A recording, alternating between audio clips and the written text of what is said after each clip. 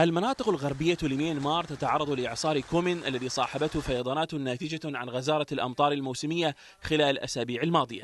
الأكثر تضررا ولاية راخين المعروفة باسم أراكان، إضافة إلى ولاية تشين بحكم قربهما من خليج البنغال، تليهما مقاطعتا ماغوي وساغيانغ، وهي المناطق الأربع التي أعلنت الحكومة فيها حالة الطوارئ. وتشير التقديرات الأولية إلى أن نحو 200 ألف شخص قد تضرروا من الفيضانات وما نتج عنها من تدمير للمنازل وإتلاف للمحاصيل الزراعية، ما يهدد كثيرين بخطر مجاعة.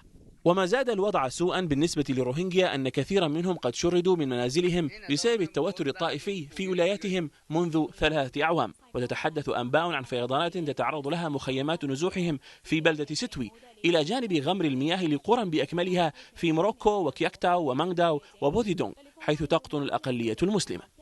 ورغم أن الأرقام الرسمية تتحدث عن عشرات القتلى فقط، فإن تجربة إعصار عام 2008 أظهرت أن الواقع بعد الكارثة كان أسوأ بكثير مما أعلن عنه رسميا بادئ الأمر. وقد توقعت مصادر حزبية في ولاية أراكان أن يصل عدد الضحايا في هذه الولاية وحدها إلى مئات الأشخاص، فضلا عن الضحايا في بلدات ماغوي وساغيانغ التي عزلتها الفيضانات والانهيارات الأرضية.